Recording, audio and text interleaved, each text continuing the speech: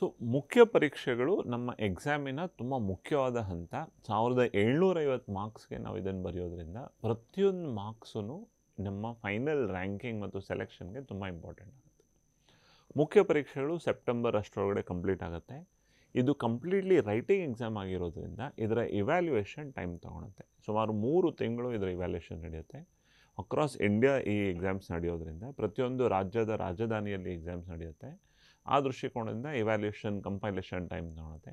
Final results ಮೇನ್ಸ್ದು December ತಿಂಗಳಲ್ಲಿ announce ಆಗುತ್ತೆ ಜನರಲಿ. ಅಗೇನ್ ಪ್ರಿಲಿಮ್ಸಲ್ಲಿ ಹೇಗೆ ನೀವು ಎಷ್ಟು ಮಾರ್ಕ್ಸ್ ತೊಗೊಂಡಿದ್ದೀರಾ ಅಂತ ತಿಳಿಸಲ್ಲ, ಮೇನ್ಸಲ್ಲೂ ಕೂಡ ಮಾರ್ಕ್ಸ್ ತಿಳಿಸಲ್ಲ. ಯಾರೆಲ್ಲ ಮುಖ್ಯ ಪರೀಕ್ಷೆಯ ಹಂತದಿಂದ ಫೈನಲ್ ಸ್ಟೇಜ್ ಅಂದರೆ ಇಂಟರ್ವ್ಯೂ ಹಂತಕ್ಕೆ ಎಷ್ಟು ಜನ ಕ್ಲಿಯರ್ ಆಗಿದ್ದಾರೆ ಅನ್ನೋದು ಮಾತ್ರ ತಿಳಿಸ್ತಾರೆ. ಮೇನ್ಸ್ ನಂತರ ಇಂಟರ್ವ್ಯೂ ಜನವರಿ ತಿಂಗಳಿಂದ ಶುರುವಾಗುತ್ತೆ. ಯಾರೆಲ್ಲ ಮೇನ್ಸಿಂದ ಇಂಟರ್ವ್ಯೂಗೆ ಸೆಲೆಕ್ಟ್ ಆಗಿದ್ದಾರೆ ಅವ್ರದ್ದು ಇಂಟರ್ವ್ಯೂ ಶೆಡ್ಯೂಲ್ನ UPSC ತನ್ನ ವೆಬ್ಸೈಟಲ್ಲಿ ಅನೌನ್ಸ್ ಮಾಡುತ್ತೆ. ಒಂದು ಐಡಿಯಾನ ಗಮನಿಸಬೇಕು, ಪ್ರಿಲಿಮಿನರಿ ಎಕ್ಸಾಮ್ಸ್ ಮತ್ತು ಮೇನ್ಸ್ ಎಕ್ಸಾಮ್ಸ್ನ ತಮ್ಮದೇ ರಾಜ್ಯದಲ್ಲಿ ಆ ಸೆಂಟರ್ಸ್ನ ತೊಗೊಂಡು ಅವರು ಬರಿಬೋದು.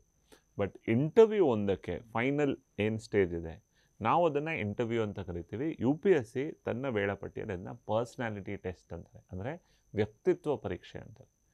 ಪ್ರಿಲಿಮ್ಸಲ್ಲಿ ನಿಮ್ಮ ಆಬ್ಜೆಕ್ಟಿವ್ ಸ್ಕಿಲ್ಸ್ನ ಟೆಸ್ಟ್ ಮಾಡಿದ್ದಾರೆ.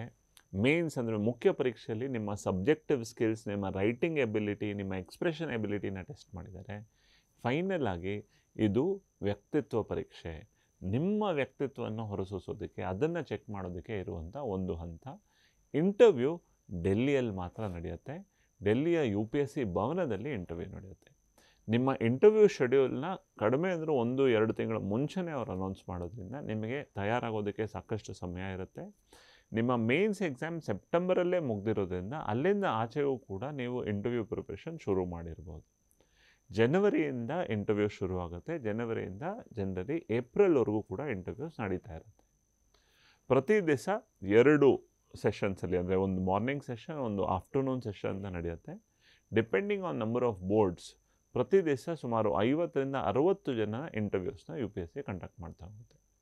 ಸೊ ಈ ನಂಬರ್ಸ್ ಎಷ್ಟು ಜನ ಏನು ಅನ್ನೋ ಒಂದು ಚರ್ಚೆ ಕೊನೆಗೆ ಬರೋಣ. ಆದರೆ ಫೈನಲ್ ಸ್ಟೇಜ್ಗೆ, ಅಂದರೆ ವ್ಯಕ್ತಿತ್ವ ಪರೀಕ್ಷೆಯ ಸ್ಟೇಜ್ಗೆ ಸುಮಾರು 2,500 ಜನ, ಜಾಸ್ತಿ ಅಂದರೂ 3,000 ಒಳಗಡೆ ಸ್ಟೂಡೆಂಟ್ಸ್ ಫೈನಲ್ ಇಂಟರ್ವ್ಯೂ ರೌಂಡ್ಗೆ ಸೆಲೆಕ್ಟ್ ಆಗಿರ್ತಾರೆ.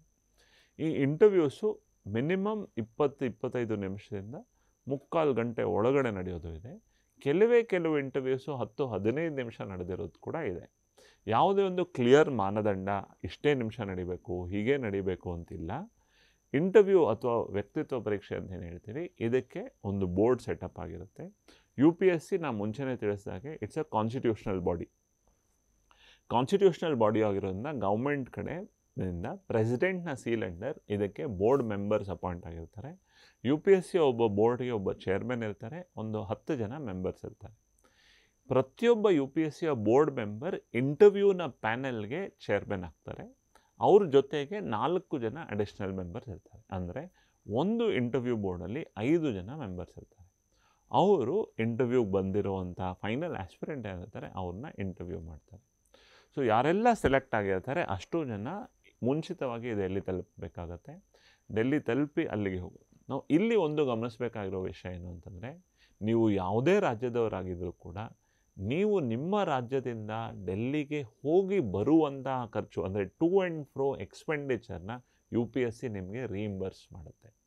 Imagine the importance of this stage. ಅಂದರೆ ನೀವು ಫೈನಲ್ ಸ್ಟೇಜ್ಗೆ ಸೆಲೆಕ್ಟ್ ಆಗಿದ್ದೀರಾ, ಡೆಲ್ಲಿಗೆ ಅವರು ಇಂಟರ್ವ್ಯೂ ಕರೆಸ್ಕೊಳ್ತಾ ಇದ್ದಾರೆ ಅಂತಂದರೆ ನಿಮ್ಮ ಎಂಟೈರ್ ಟ್ರಾವೆಲ್ ಎಕ್ಸ್ಪೆಂಡಿಚರ್ನ UPSC ನಿಮಗೆ ರೀಇಂಬರ್ಸ್ ಮಾಡುತ್ತೆ. ಇನ್ಫ್ಯಾಕ್ಟ್ ಕೋವಿಡ್ ಟೈಮಲ್ಲಿ ಅವರು ನಾಟ್ ಓನ್ಲಿ ಟ್ರೈನ್ ಬಟ್ ನಿಮ್ಮ ಫ್ಲೈಟ್ ಎಕ್ಸ್ಪೆಂಡಿಚರ್ನೂ ಕೂಡ ರೀಇಂಬರ್ಸ್ ಮಾಡಿದ್ದು ಇದೆ. ಸೊ ಡೆಲ್ಲಿಯಲ್ಲಿ ಹೋಗ್ತೀರಾ, ಉಳ್ಕೊಳೋದೆಲ್ಲಿ, ಹೊಸ ಜಾಗ, ಈ ರೀತಿ ಇರೋರಿಗೆ ಪ್ರತಿಯೊಂದು ರಾಜ್ಯ ಸರ್ಕಾರವೂ ಕೂಡ ತಮ್ಮ ರಾಜ್ಯದ ಭವನಗಳೇನಿವೆ ಅಲ್ಲಿ ಕಡಿಮೆ ಅಂದರೆ 10 ದಿವಸ ಅಷ್ಟು ನಿಮಗೆ ಅಲ್ಲಿ ಉಳ್ಕೊಳೋದಕ್ಕೆ ಉಚಿತ ವ್ಯವಸ್ಥೆ ಮಾಡಿಕೊಡುತ್ತೆ. ಅಂದರೆ ಕರ್ನಾಟಕದಿಂದ whosoever get selected to interview ಅವರಿಗೆ ಕರ್ನಾಟಕ ಭವನದಲ್ಲಿ 10 ದಿನಗಳ ಉಚಿತ ಸ್ಟೇಯನ್ನು ಕರ್ನಾಟಕ ಭವನ ಅರೇಂಜ್ ಮಾಡಿಕೊಡುತ್ತೆ. ನಿಮ್ಮ ಇಂಟರ್ವ್ಯೂ ಕಾಲ್ ಲೆಟರ್ನ ನೀವು ಕರ್ನಾಟಕ ಭವನಕ್ಕೆ ಮೇಲ್ ಮಾಡಿ ಈ ದಿವಸ ನಾನು ಬರ್ತಾ ಇದ್ದೀನಿ ಅಂತ ತಿಳಿಸಿದ್ರೆ ಅವರು ರಿಪ್ಲೈ ಮಾಡ್ತಾರೆ. ನೀವು ಅಲ್ಲಿ ತಲುಪಿದ ದಿವಸದಿಂದ ಸುಮಾರು 10 ದಿನ ನಿಮಗೆ ಫ್ರೀ ಸ್ಟೇ ಇರುತ್ತೆ. ಅದಕ್ಕಿಂತ ಎಕ್ಸ್ಟ್ರಾ ಇರಬೇಕು ಅಂತಂದರೆ ಒಂದು ಮಿನಿಮಮ್ ಕಾಸ್ಟನ್ನು ಚಾರ್ಜ್ ಮಾಡ್ತಾರೆ. ಸೊ ಇಂಟರ್ವ್ಯೂಗೆ ನೀವು ಚೂಸ್ ಆಗಿ ಫೈನಲಾಗಿ ಅಲ್ಲಿ ಹೋಗೋದಕ್ಕೆ ಮುಂಚೆ ಸಾಕಷ್ಟು ಇಂಟರ್ವ್ಯೂ ರಿಲೇಟೆಡ್ ತಯಾರಿ ನೀವು ಮಾಡ್ಕೊಬೇಕು. ಈಗ ಇಂಟರ್ವ್ಯೂಯಲ್ಲೂ ಏನೆಲ್ಲ ಕೇಳ್ತಾರೆ, ಯಾವ ರೀತಿ ಇಂಟರ್ವ್ಯೂ ನಡೆಯುತ್ತೆ ಅಂತ ಗಮನಿಸೋದಾದರೆ, ಪ್ರಿಲಿಮಿನರಿ ಎಕ್ಸಾಮ್ ನೀವು ಒಂದು OMR ಶೀಟ್ ಮೇಲೆ ಮಾರ್ಕ್ ಮಾಡ್ತೀರಾ. ಮೇನ್ಸ್ ಎಕ್ಸಾಮ್ ಒಂದು ಪ್ರಶ್ನೆ ಇರುತ್ತೆ, ಆ ಪ್ರಶ್ನೆಗೆ ನೀವು ರೈಟಿಂಗ್ ಮಾಡ್ತೀರಾ. ಬಟ್ ಮುಖ್ಯ ಪರೀಕ್ಷೆ ನೀವೊಂದು ಬೋರ್ಡನ್ನ ಫೇಸ್ ಮಾಡ್ತಾ ಇದ್ದೀರಾ. ನೀವು ಆಡುವಂಥ ಪ್ರತಿಯೊಂದು ಮಾತು, ನಿಮ್ಮ ಭಾಷೆ, ನಿಮ್ಮ ಟೋನ್, ನೀವು ವಿಷಯಗಳನ್ನು ಹೇಗೆ ಅರ್ಥೈಸ್ತಾ ಇದ್ದೀರಾ ಅನ್ನೋ ಪ್ರತಿಯೊಂದು ಕೂಡ ತುಂಬ ಸೂಕ್ಷ್ಮವಾಗಿ ನೀವು ಗಮನಿಸಬೇಕಾಗುತ್ತೆ. ಅಂದರೆ ನಾನು ಮನಸ್ಸಿಗೆ ಬಂದದ್ದನ್ನು ಹೇಳಬೇಕು, ಬಟ್ ಹೇಳುವಂಥ ರೀತಿ how diplomatically, how balanced I am telling things ಅಂತ. ನಾವು ಈ ಒಂದು ಪರೀಕ್ಷೆಯ ಅಥವಾ ಇಂಪಾರ್ಟೆನ್ಸ್ ಏನು ಅಂತ ನೋಡಿ. ನೀವು ಸೆಲೆಕ್ಟ್ ಆಗ್ತಾ ಇರೋದು ಒಂದು ಇಂಪಾರ್ಟೆಂಟ್ ಹುದ್ದೆಗೆ.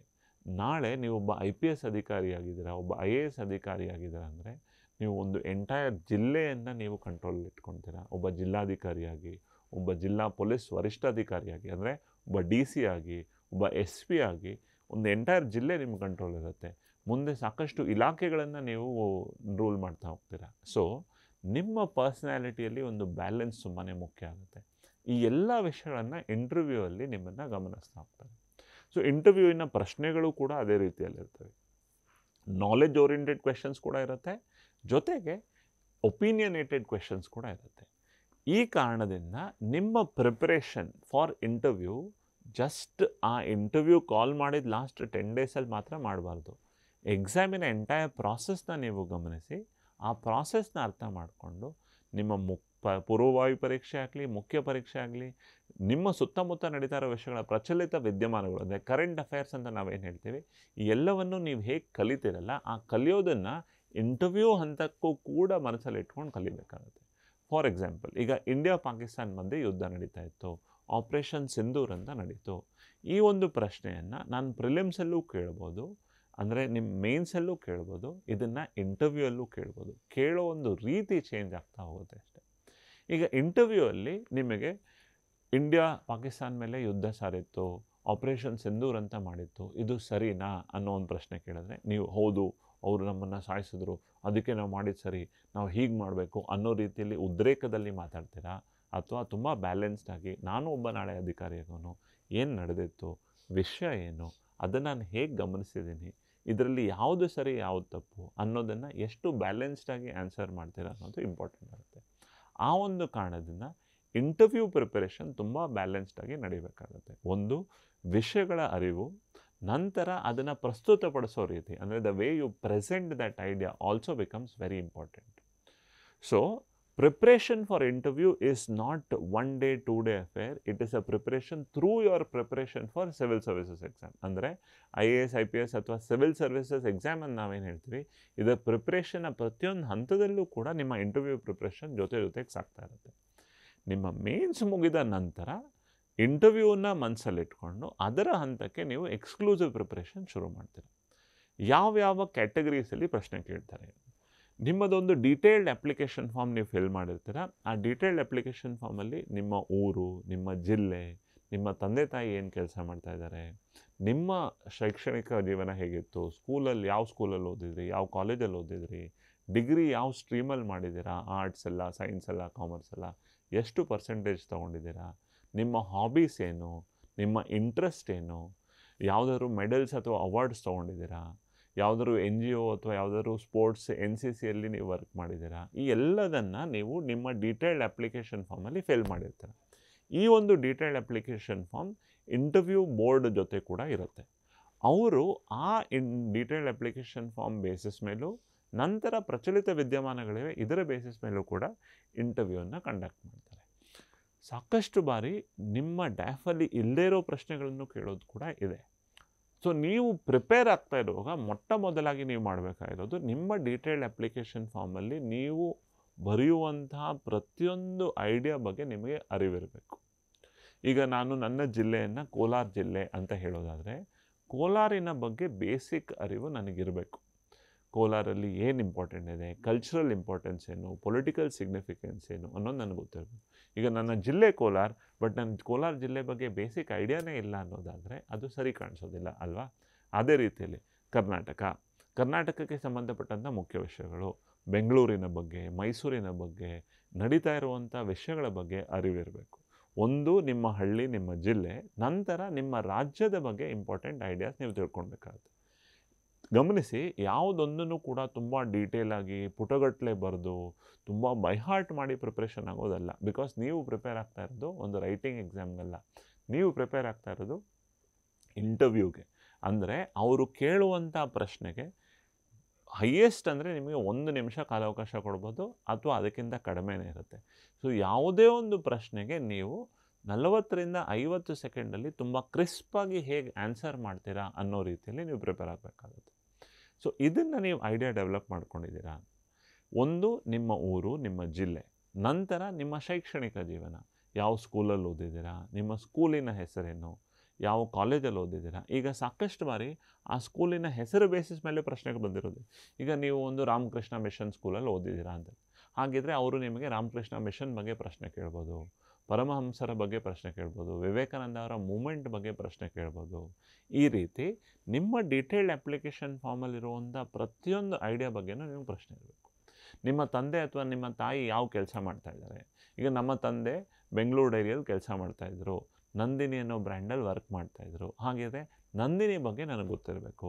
ನಂದಿನಿ ಮತ್ತು ಅಮೂಲ್ಗಿರೋ ಕಂಪ್ಯಾರಿಸನ್ ಬಗ್ಗೆ ನನಗೆ ಗೊತ್ತಿರಬೇಕು. ಹಾಲು, ಕರ್ನಾಟಕ ಹಾಲು ಒಕ್ಕೂಟ ಅಥವಾ KMF ಯಾವ ರೀತಿ ಕೆಲಸ ಮಾಡುತ್ತೆ, ಈ ಒಂದು ಬೇಸಿಕ್ ಐಡಿಯಾ ನನಗಿರಬೇಕು. ಈಗ ನಾನೊಬ್ಬ ಡಿಗ್ರಿ ಮುಗಿಸಿರೋನು, ಫೈನಲ್ ಇಂಟರ್ವ್ಯೂಗೆ ಬಂದಿದ್ದೀನಿ, ನಮ್ಮ ತಂದೆ ತಮ್ಮ ಎಂಟೈರ್ ಜೀವನವನ್ನು ನಂದಿನಿಯಲ್ಲಿ ಕಳೆದಿದ್ದಾರೆ, ನನಗೆ ನಂದಿನಿ ಬಗ್ಗೆ ಏನೂ ಗೊತ್ತಿಲ್ಲ ಅನ್ನೋ ರೀತಿ ಆಗಬಾರ್ದಲ್ವ. ಇಲ್ಲಿ ನಿಮ್ಮ ಐಡಿಯಾ ಏನು, ನಿಮಗೆ ವಿಷಯಗಳನ್ನು ತಿಳ್ಕೊಳೋ ಕುತೂಹಲ ಎಷ್ಟಿದೆ, ಅದನ್ನು ಯಾವ ರೀತಿ ತಿಳ್ಕೊಂಡಿದ್ದೀರ ಅನ್ನೋ ಚರ್ಚೆ. ನಿಮ್ಮ ತಂದೆ ತಾಯಿ ಕೆಲಸ ಮಾಡ್ತಾ ಇರೋದ್ರ ಜೊತೆಗೆ, ನಿಮ್ಮ ಜಿಲ್ಲೆ, ನಿಮ್ಮ ಊರಿನ ಜೊತೆಗೆ, ನಿಮ್ಮ ಶೈಕ್ಷಣಿಕ ಜೀವನ ಜೊತೆಗೆ, ನಂತರ ನಿಮ್ಮ ಗ್ರ್ಯಾಜುಯೇಷನ್ ಬಗ್ಗೆ ಒಂದು ಸ್ವಲ್ಪ ಪ್ರಶ್ನೆಗಳನ್ನು ಕೂಡ ಬರುತ್ತೆ.